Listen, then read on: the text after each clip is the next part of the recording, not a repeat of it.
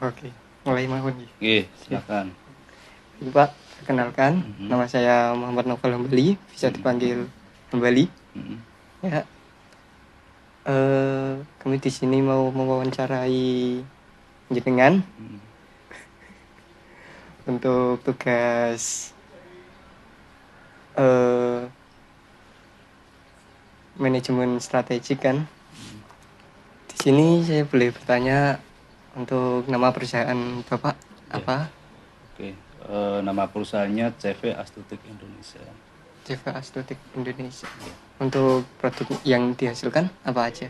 produk yang kami produksi sendiri dan ada produk yang sifatnya kami sebagai supplier ya. Jadi yang Hmm. produk utama kami adalah apa namanya kompor batik listrik, kemudian peralatan batik dan Hmm. alat rekam pendidikan sebenarnya.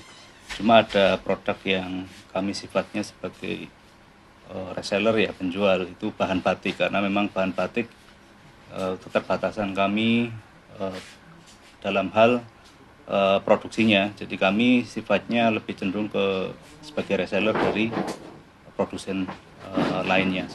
Oh, gitu ya.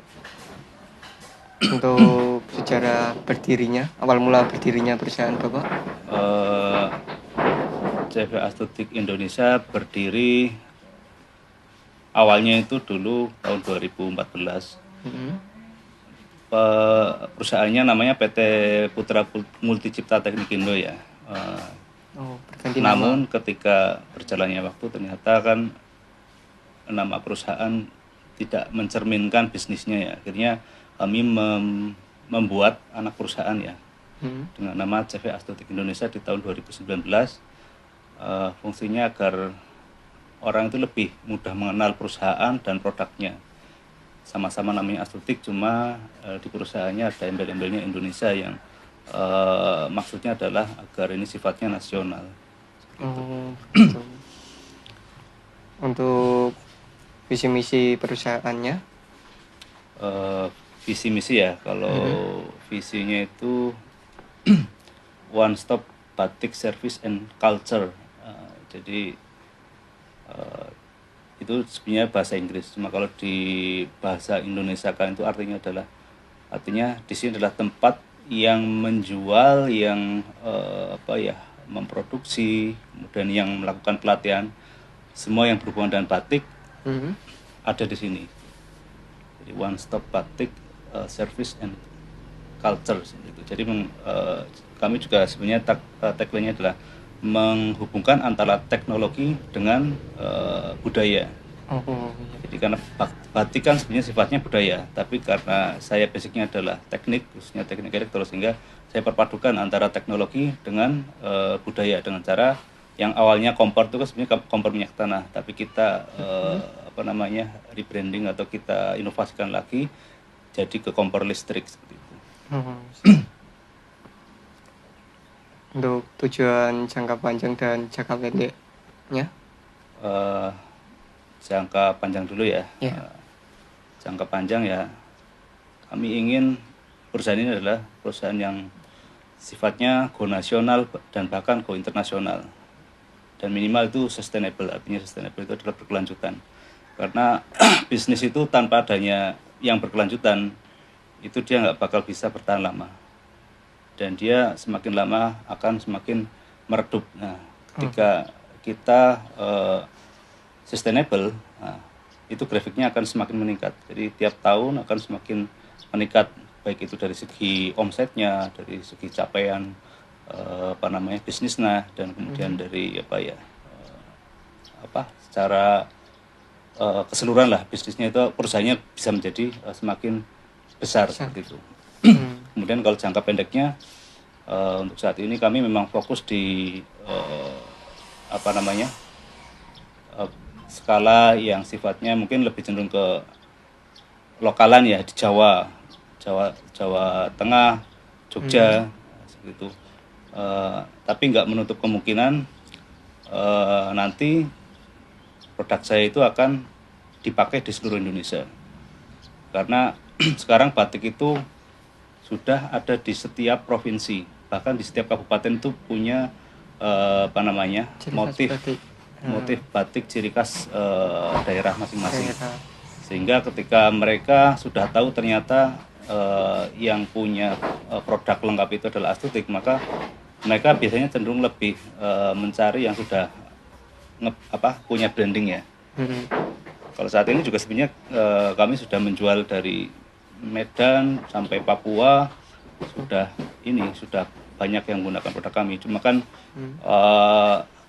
dari satu provinsi itu kan masih paling skalanya baru nggak ada 1%-nya yang pemakaian produknya.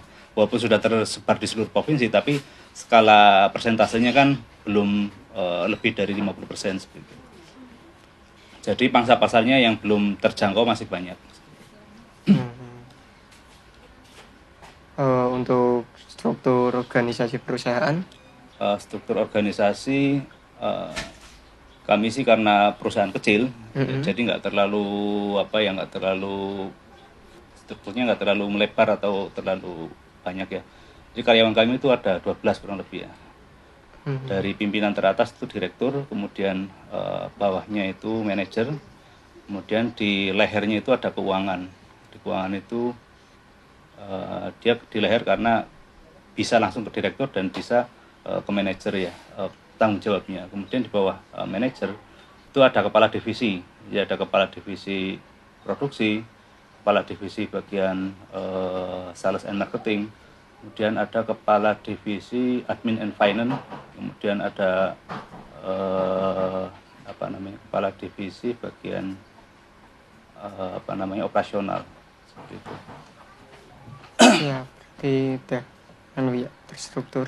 Ya. Untuk ini kode etik perusahaan menggunakan apa? Kenapa? Kode etik perusahaan. Kode etik perusahaan. Iya. Kode etik itu maksudnya semacam SOP atau apa ya? Ya. Peraturan atau apa? Mungkin kayak peraturan apa? Agar tidak melanggar ini itu. Kami kan sudah ISO. ISO itu adalah sistem manajemen. Jadi ISO kami adalah sistem manajemen mutu. Yang sudah berstandarkan ISO itu kan internasional ya standarnya kan. Iya. Nah itu sudah sudah tercatat secara komplit. Baik itu dari pertama SOP, kemudian ada instruksi kerja, kemudian ada tadi visi misi, value, kemudian ada sasaran mutu, kemudian ada capaian yang harus dilaksanakan. Itu semuanya sudah terstruktur dan sudah tercatat di dokumen. Coba kalau saya nyebutkan satu-satu, itu agak lama karena dokumen ISO itu sangat-sangat kompleks. Pengen lihat sih nggak apa-apa sih. Nah, jadi yaitu intinya ISO manajemen mutu itu di dalamnya itu ada pertama yaitu struktur organisasi, kemudian visi misi, value perusahaan, kemudian ada SOP, ada instruksi kerja, ada di dalam situ juga ada SNI itu juga sendiri. Jadi karena kami juga sudah SNI produknya, maka di dalam ISO-nya juga mencantumkan klausal. Jadi SN itu ada klausal ya. Klausalnya banyak. Nah, itu juga perlu proses yang belajar juga lama. Nah, saya menyebutkan ke jenengan mungkin juga akan bingung seperti itu. Baik. Kalau untuk pembeda antara perusahaan lain dengan perusahaan Bapak? Ya. Itu apa? Jadi perusahaan kami bisa bertahan sampai saat ini karena pasti ada pembedanya ya. Iya. Yang pertama itu adalah kami merupakan pelopor awal dari kompor batik listrik. Dulunya kan minyak tanah. Yang kedua, kami legalitasnya komplit. Jadi ketika dinas atau pemerintah yang ingin pembelian langsung atau mau tender, itu kami sudah siap. Sedangkan yang lainnya itu rata-rata mereka personal. Bahkan misalkan sudah punya perusahaan pun mereka nggak secara kompleks bisa digunakan untuk pengadaan. Jadi legalitas kami lebih komplit ya. Yang ketiga adalah kami sudah menerapkan SNI untuk produk. SNI itu Standar Nasional Indonesia. Jadi secara kualitas pasti jaminan kualitasnya lebih bagus.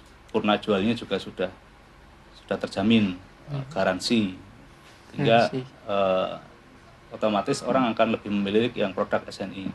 Dan SNI kita bukan SNI abal-abal ya, SNI yang benar-benar diurus secara langsung. Jadi ada beberapa yang SNI yang sebenarnya hanya sebatas simbol, apa ya, label, tapi mereka mungkin nggak tahu apakah mereka beli atau seperti apa, tapi mereka punya label tapi secara dokumen mereka belum legal sepenuhnya. Kayak masih rada ilegal. Ya, dia hanya sebatas beli label SNI. Oke. Tapi kalau kami sudah diurus secara mandiri dan memang melalui tahap proses yang lumayan rumit seperti itu.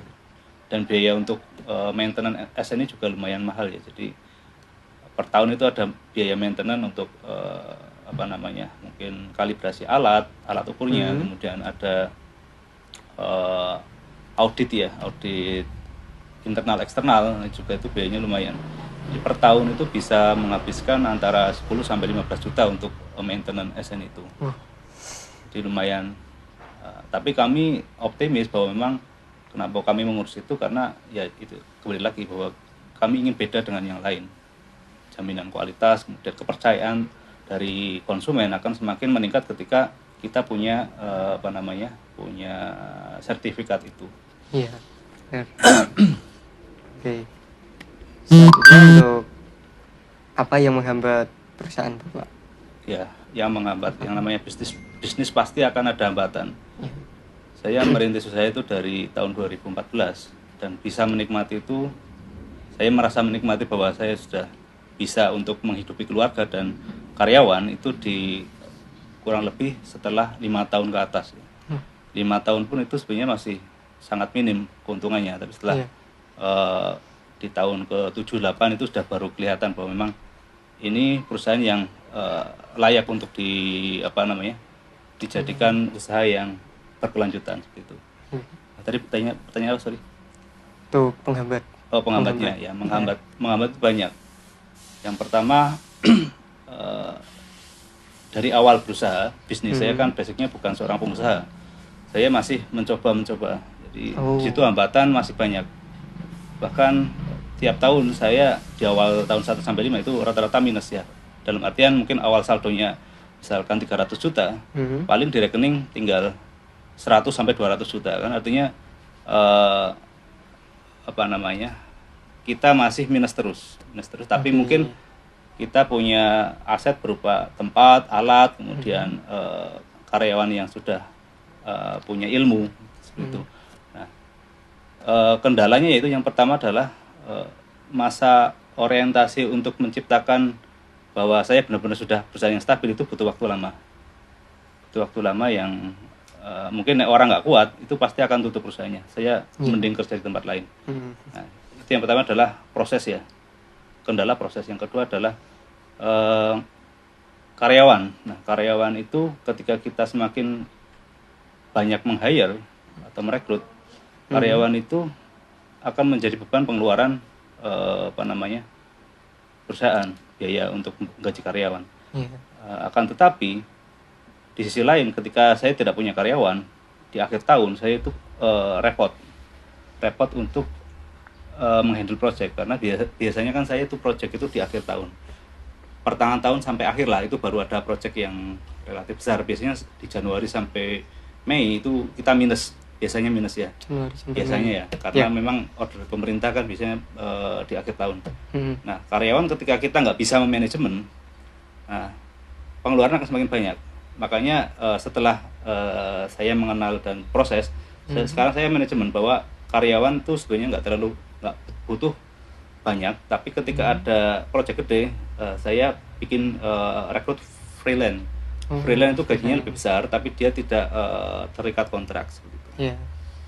Nah, itu juga proses ya, proses mengerti seperti itu setelah sekian tahun. Kemudian kendala lagi adalah modal ya, karena kita basicnya adalah UMKM. Modal juga salah satu penghambat ketika ada proyek banyak. Kemarin saya ada proyek di Kalimantan nilainya 495 juta, padahal modal saya itu paling cuma 300 juta. Berarti kan bisa dikatakan satu proyek pun sebenarnya uang sudah habis ya. Ya. Tapi bagaimana caranya biar saya bisa semua proyek itu jalan semua? Kita kali. Salah satunya adalah kita DP project ya. Iya. DP project itu bisa dari customernya atau bisa dari rekanan kita yang bikin. Saya bikin alat mesin batik CNC. Apa namanya? Mungkin modalnya kisaran 300 juta ya misalkan ya. Di situ saya sistemnya DP ke yang buat. Saya DP bertahap. Misalkan 3 kali DP. Misalkan 25, sisanya setelah pencairan project. Nah, karena ada sistem kayak gitu, otomatis kan yang tadinya modal 300 juta bisa teratasi. Sama-sama menguntungkan seperti itu. Jadi dari yang bikin alatnya mereka ada modal untuk bikin alat. Dari saya terbantu karena sistemnya dicicil. Jadi uang saya untuk proyek lain dulu, setelah uang yang proyek lain cair baru saya juga untuk membayar DP selanjutnya. Oke. Ya. Untuk faktor eksternal yang menguntungkan bagi perusahaan, contohnya seperti apa? Faktor eksternal yang menguntungkan? Iya. Menguntungkan perusahaan, mungkin kayak apa itu? Kayak iklan dari mulut ke mulut. Ya, faktor eksternal yang mungkin sifatnya bukan kita secara langsung ya. Jadi orang melihat produk kita tapi mungkin lewat orang lain ya. Faktor eksternal juga lumayan berpengaruh. Ya sebagai contoh itu yang proyek pengadaan mesin Kalimantan, saya nggak pernah berhubungan dengan dia, saya nggak pernah komunikasi, tapi ternyata dia itu dapat kontak sini, tahu perusahaan ini setelah dia dapat info dari SMK Negeri 2 Depok kalau nggak salah ya. Jadi guru SMK Negeri 2 Depok bilang bahwa di sini ada Astutik yang menjual peralatan batik komplit. Akhirnya si orang konsultan dari dinas pendidikan Kalimantan itu datang ke sini. Oke. Jadi intinya pihak eksternal juga sangat berpengaruh ya, ketika mereka sudah tahu bahwa di sini produknya kualitasnya bagus, kemudian komplit, kemudian jaminan kualitasnya ada dan tidak, ibaratnya kan banyak sekarang ada yang misalnya yang tipu-tipu ya, trustnya kurang, itu biasanya mereka nggak berani memberikan rekomendasi. Nah, ketika sudah terpercaya itu semacam tadi, bahwa mereka ternyata nggak saya secara langsung mengenalkan produk saya, tapi orang lain lewat orang lain pun bisa. Jadi kayak dari si A yang mengenal produk, terus dikenalin si B. Intinya ketika kita punya usaha yang sudah punya kepercayaan, orang itu akan membranding ke orang lain pun sangat memungkinkan. Oke. Untuk lewat media sosial nggak? Kalau iya, kayak ini, kayak pengiklanannya, penjualannya. Ya, salah satu strategi marketing saya adalah lewat media sosial sekarang, karena orang itu lebih mudah melihat kemudian menjangkau lewat media sosial. Karena ya kalau zaman dulu mungkin harus datang melihat dulu, tapi sekarang lewat IG, misalkan IG udah kelihatan tuh di IG itu kegiatan Astutik itu apa aja. Kemudian bukti pengiriman di video dikirim, di posting, itu juga sangat berpengaruh. Kalau media sosial saya sudah komplit ya, ada Facebook, ada IG, bahkan IG pun mungkin ada 5 akun. Kemudian ada YouTube-nya juga ada YouTube PT, ada CV. Kemudian ada marketplace yang sifatnya umum, misalkan Shopee, Tokopedia, Bukalapak, itu semuanya ada semua. Mungkin yang sifatnya khusus seperti Sipla, karena itu kan untuk pengadaan sekolah, Sipla. Ada Siplah Telkom, Siplah BB, kemudian ada kalau yang lebih spesifik lagi yang untuk tingkatnya nasional ada e-katalog. Itu juga sudah ada. Kemudian ada marketplace yang saya buat untuk khusus CV Estetik juga ada. Jadi namanya astroetik.co.id. Nah, itu menjual produk. Ya utamanya sih bukan menjual ya. Utamanya adalah untuk mengenalkan bahwa ini di marketplace estetik itu ada produk apa aja. Harganya di situ juga sudah tertera komplit. Jadi ya, dikenalin lewat website. Kemudian lewat Google Business ya. Google Business itu kan juga. Lewat yang apa namanya map ya. Map itu kan ada review. Ada review dari orang-orang. Nah, reviewnya sekarang 4,95 Pak ya. Jadi ibaratnya ini sudah nggak mungkin bohong-bohongan. Perusahaan itu udah trustnya udah tercipta. Jadi saya 4,9 dengan komen mungkin hampir 300 review. 300. Ya, yang itu menyebabkan jadi SEO juga. Tahu SEO kan? Ya. Search Engine Optimization. Selanjutnya untuk ancaman yang mengancam perusahaan Bapak, yang berpotensi mengancam. Ancaman ya. Ancaman pasti akan ada ketika ada peluang. Dalam artian ada peluang bisnis, pasti akan ada ancaman orang ingin meniru. Nah, itu wajar. Ya kembali lagi bahwa ancaman, misalkan satu ancaman dari segi plagiasi, kemudian ancaman dari segi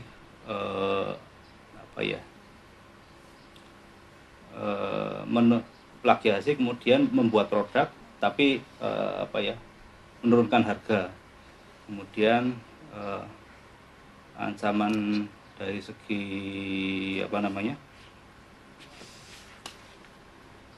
penipuan. Misalkan kita project, yaitu kalau nggak hati-hati saya pernah ketipu, nominalnya kurang lebih 33 juta. Sampai saat ini pun saya sudah mengikhlaskan bahwa memang bisnis pasti kalau nggak hati-hati akan terjadi penipuan seperti itu. Itu salah satunya. Kemudian ancaman dari segi ketika regulasi pemerintah berubah. Contohnya apa? Misalkan sekarang mata pelajaran batik dijadikan salah satu mata pelajaran yang diajarkan di sekolah. Ketika suatu saat mata pelajaran batik itu digantikan dengan mungkin mata pelajaran kesenian seni rajut atau seni apalah yang bukan berhubungan dengan batik, itu akan sangat berpengaruh. Seperti itu di segi demand atau permintaan pasar. Target pemasarannya? Pemasaran tadi sudah saya sampaikan ya. Ada B2B, B2C dan B2G. Kemudian marketnya adalah pertama yang B2B itu para toko atau reseller yang menjual peralatan batik. Yang kebanyakan saat ini sih masih di Jawa ya. Tapi nanti suatu saat pasti akan perkembangannya akan mungkin di luar Pulau Jawa juga akan ada reseller kita. Kemudian target market yang customer itu seperti pengrajin batik atau orang yang pengen belajar batik secara personal. Kemudian ada B2G, government itu ada dinas ya, banyak sekali dinas, mungkin dinas koperasi, dinas tenaga kerja, dinas UMKM, dan hampir semua dinas itu punya anggaran untuk ibaratnya CSR seperti itu ya. Jadi pemerintah juga punya andil terbesar untuk market pasar di Astutik. Jadi begitu. Iya. Sekolah sendiri kan saya petakan kurang lebih ada 200.000 sekolah di Indonesia. 200.000 sekolah. Kemudian kalau orang usia muda atau produktif itu kisaran 200.000 juga yang ibaratnya potensi. Kemudian ada untuk pengrajin batik di Indonesia ada kurang lebih 2.000. Oke, baik, mungkin itu saja yang saya tanyakan. Sebelumnya mohon maaf kalau ada kata yang salah. Terima kasih. Ya, sama-sama. Terima kasih juga atas kehadirannya ya, atas Iya.